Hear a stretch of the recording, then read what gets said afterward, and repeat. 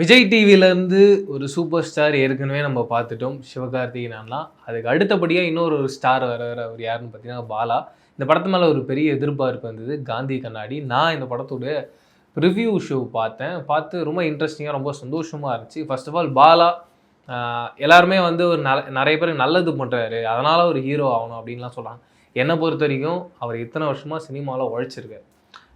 Cinema மட்டும் இல்லை, எந்த ஒரு துறையாக வேணா இருக்கட்டும், அதில் கரெக்டாக நம்ம உழைச்சிக்கிட்டே வந்தோம்னா அந்த இயற்கையை நமக்கான ஸ்பேஸ் ஒன்று ஏற்படுத்தி கொடுத்து நம்மளை ஹீரோவாக மாற்றும். அப்படிப்பட்ட ஒரு க்ரோத்தில் தான் பாலா இருக்காருன்றதை நான் பார்க்குறேன். அதை சந்தோஷமாக நான் செலிப்ரேட் பண்ணுறேன்.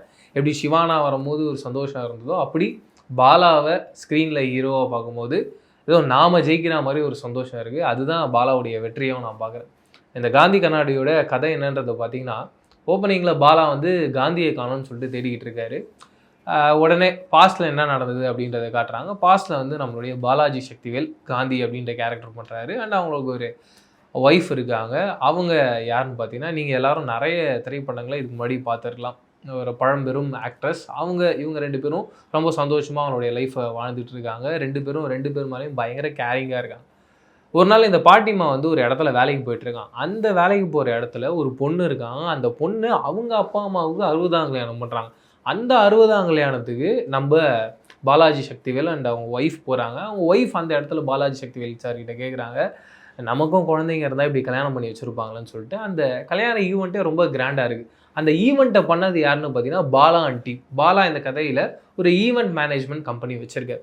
அப்போ என்ன யோசிக்கிறாரு, இந்த பையனை வச்சே நம்ம இந்த கல்யாணத்தை பண்ணுவோம் அப்படின்னு சொல்லிட்டு அந்த ஒரு கோயிலுக்கு ரெகுலராக போகிறாங்க பாலாஜி சக்திவேல் அண்ட் ஒய்ஃப். அந்த கோயிலில் வந்து ஒரு சர்ப்ரைஸாக சொல்கிறார், இப்படி நம்ம வந்து 60ஆம் கல்யாணம் பண்ண போகிறோம். இப்போ 60ஆம் கல்யாணம் பண்ண போகிறோன்றதை யோசிச்சுட்டாங்க. அதுக்கான காசு வேணும்ல, அந்த காசு எப்படி திரட்டுறாங்க, அந்த காசை திரட்டினதுக்கப்புறமா என்ன பிரச்சனை வருது, அந்த பிரச்சனையிலேருந்து அவங்க எப்படி சமாளிக்கிறாங்க, கடைசியில் அவங்களுடைய கல்யாணம் ரொம்ப அழகாக நடந்து முடிஞ்சுதா இல்லையான்றது தான் இந்த படத்துடைய கதையாக இருக்குது. கதையாக கேட்கும் போதே ரொம்ப அழகான ஃபீல் குட் கதையாக இருக்கேன்ற ஒரு ஃபீல் உங்களுக்குள்ளே வரும். அதில் சந்தேகமே கிடையாது. அதில் ஃபஸ்ட் ஹாஃபையும் சரி செகண்ட் ஹாஃபையும் சரி நம்ம தனித்தனியாக பேசணும் ஆரம்பிக்கிறேன். ஃபஸ்ட் ஹாஃபை பொறுத்த வரைக்கும் எனக்கு படமாக பார்க்கும்போது ஃபஸ்ட்டு 20 மினிட்ஸ் ஒரு சின்ன ஏதோ ஒன்று கதைக்குள்ளே போக முடியலையே அப்படின்ற ஒரு கொஸ்டின் மார்க் கூட இருந்தது. அதுக்கு ரீசன் என்னென்னு பார்த்தீங்கன்னா, எல்லா படங்களுமே வந்து அவங்களுடைய கேரக்டர் சொல்ல ஒரு டைம் எடுத்துக்கும்.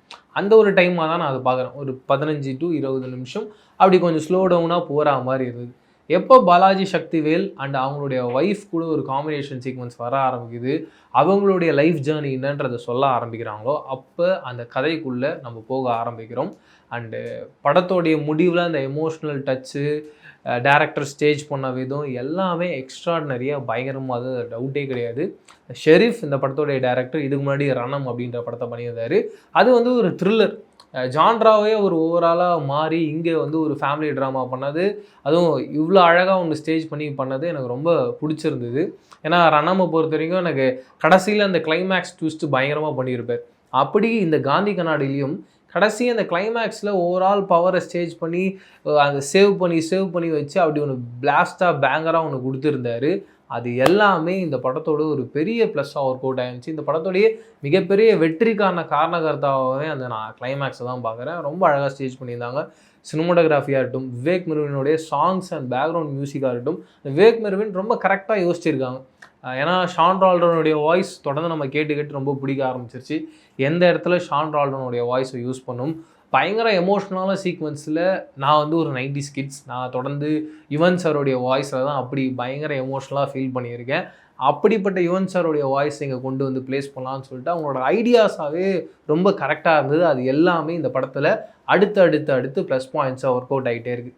நீங்கள் எல்லோரும் கேட்டுகிட்டே இருப்பீங்க, டே இந்த படத்தோடைய ஹீரோ பாலாடா, அவர் என்னடா பண்ணார் அப்படின்ற மாதிரியான கேள்வி உங்ககிட்ட இருக்கும். பாலாவை பொறுத்த வரைக்கும் ரொம்ப அழகான ஒரு அப்கமிங் ஹீரோ.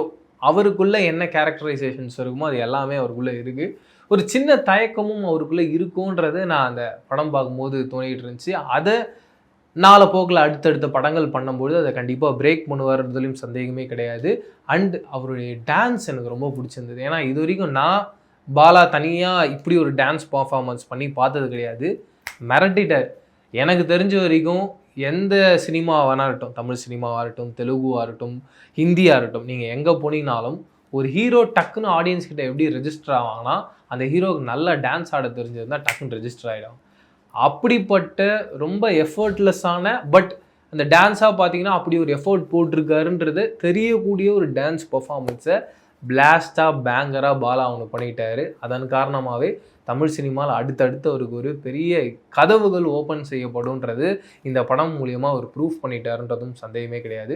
அண்ட் இந்த படத்துடைய ஹீரோயின் நமிதா, எனக்கு தெரிஞ்சு அவங்களுடைய நிறைய பர்ஃபார்மன்ஸாக நான் பார்த்துருக்கேன். இது முன்னாடி குலு குலுன்ற படத்தில் லீடாக பண்ணியிருக்காங்க. அதுக்கு முன்னாடி ஜெய் அவர்கள் ஒரு வெப் சீரிஸ் பண்ணியிருந்தார். அதில் வந்து ரொம்ப இன்னசென்ட்டான ஒரு கேரக்டர் பண்ணியிருப்பாங்க. அந்த இன்னசென்ட் கேரக்டருக்கும் நான் இந்த படத்தில் நமிதாவை ஹீரோயினாக பார்த்ததுக்கும் குலு குலு படத்தில் பார்த்ததுக்கும் அவ்வளோ டிஃப்ரென்ஷியேஷன். அப்படி ரொம்ப அழகான ஒரு பர்ஃபார்மன்ஸை அப்படி வெளியில் கொண்டு வராங்க. நிறைய ஹீரோயின்ஸ் நம்ம கண்ணில் தெம்பட்டுக்கிட்டே இருக்காங்க. இவங்க அடுத்து பேரப் பண்ணால் ரொம்ப அழகாக இருக்குமேன்னு சொல்லிட்டு இந்த படத்துக்கு அப்புறமா நமிதாவை அப்படி சூஸ் பண்ணுவாங்களோன்ற ஒரு எண்ணம் எனக்கு இருந்துச்சு படம் பார்த்து முடிச்சதுக்கப்புறமா. அதுக்கு அடுத்தபடியாக நிக்கிலா சங்கர் தொடர்ந்து அவங்கள நிறைய படங்களில் பார்த்துக்கிட்டு இருக்கோம். இந்த படத்துலையும் அவங்களுக்கு ஒரு சப்போர்ட்டிங் கேரக்டர் இருக்குது. அந்த கேரக்டரை அவங்க ரொம்ப ப்ராமிசிங்காக ரொம்ப அழகாக பண்ணியிருக்காங்க. ஓவரால் படமாகவே இந்த படத்தில் இன்னொரு மிக முக்கியமான ஹீரோவாக யார் இருக்கான்னு பார்த்தீங்கன்னா கண்டிப்பாக நம்ம பாலாஜி சக்திவேல் சார் அண்டு அர்ச்சனா அம்மா. அண்டு அர்ச்சனா அம்மாவை பொறுத்த வரைக்கும் நான் தான் சொன்னேன், நிறைய படங்களில் நீங்கள் அவங்கள பார்த்துருக்கலாம். அண்டு ரீசெண்ட் டைம்ஸில் நிறைய படங்கள் நீங்கள் பார்த்துருப்பீங்க. இந்த படத்துலையும் பாலாஜி சக்திவேல் சாரோடைய பர்ஃபார்மன்ஸாக இருக்கட்டும், அர்ச்சனா அம்மாவுடைய பர்ஃபார்மன்ஸாக இருக்கட்டும், இவங்க 2 பேரும் போன்ற லவ்வாக இருக்கட்டும், பயங்கரம். அதுவும் பாலாஜி சக்திவேல் சார்லாம் ஒரு இடத்துல அந்த பணம் மூட்டையை கட்டி பிடிச்சிட்டு அழுவார். அப்படி இருந்ததுங்க அந்த சீனு. அண்ட் அப்படியே அர்ச்சனா அம்மா சிங்கிள் டேக்கில் ஒரு பர்ஃபார்மன்ஸ் பண்ணியிருப்பாங்க. பாலாவுக்கும் நமிதாவும் அந்த இடத்துல இருப்பாங்க. 90,000 rupees காசை வந்து அப்படியே கொட்டுவாங்க. ஒரு லென்த்தி டைலாக் சிங்கிள் ஷாட்டில் பண்ணியிருப்பாங்க. சூப்பராக பண்ணியிருப்பாங்க. அப்படியே ஒரு சிங்கிள் ஷாட் பாலாவும் பண்ணியிருப்பார். நமிதாவுக்கும் பாலாவுக்கும் ஒரு பயங்கரமான லவ் சீக்வன்ஸ். அந்த சீன்ஸில் பாலாவும் எக்ஸ்ட்ராடனரியான அவுட்புட்டை கொடுத்துருப்பார். ஓவராலாகவே ரொம்ப அழகான, ரொம்ப எமோஷ்னலான, கரெக்டான ஒரு ட்ராமாவை ப்ளேஸ் பண்ணக்கூடிய ஒரு படமாக இந்த படம் அமைஞ்சிருந்தது எனக்கு. இதை தாண்டி நீங்கள் காந்தி கண்ணாடி படம் பார்த்துருந்தீங்களா, பார்க்க போகிறீங்கன்னா உங்களுடைய கருத்துக்கள் என்னன்றதை கமெண்ட் செக்ஷனில் ஷேர் பண்ணிக்கோங்க. வேறு ஒரு வீடியோவில் சந்திக்கிறேன். அது வரைக்கும் டடா பாய். நான் பிரவீன் KS. பாய்.